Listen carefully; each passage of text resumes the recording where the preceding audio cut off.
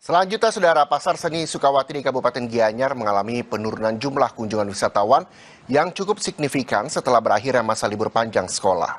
Dampaknya para pedagang oleh-oleh mengaku omset penjualan merosot hingga 70% dibandingkan saat musim liburan. Sepi kunjungan, itulah yang dirasakan para pedagang di Pasar Seni Sukawati di Kabupaten Gianyar, Bali.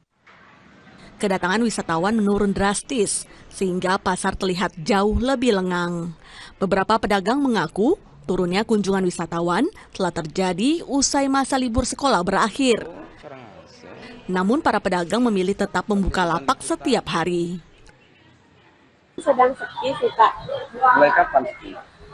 Kemarin waktu liburan sekolah itu sempat ramai sebentar, habis itu sepi lagi. Kalau saat ramai dapat jualan berapa paling banyak?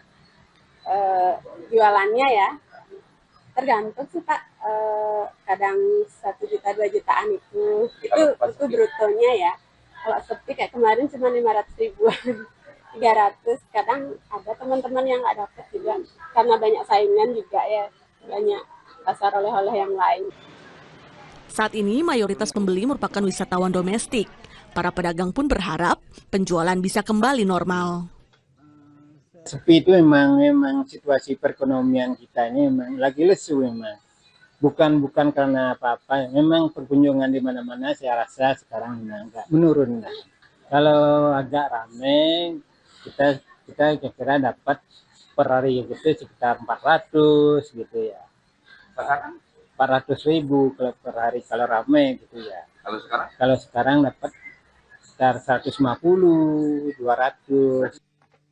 Selain itu, para pedagang juga berharap adanya promosi yang lebih masif untuk menarik wisatawan berkunjung ke Pasar Seni Sukawati sebagai salah satu destinasi belanja oleh-oleh khas Bali. Jipayana Putra, Kompas TV, Gianyar, Bali.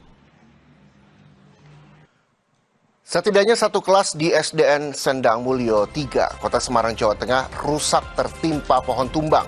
Kejadian saat proses belajar mengajar masih berlangsung, sehingga para siswa langsung dievakuasi. Berita lengkapnya kami hadirkan usai jeda, pastikan Anda bersama kami di Sapa Indonesia Siang.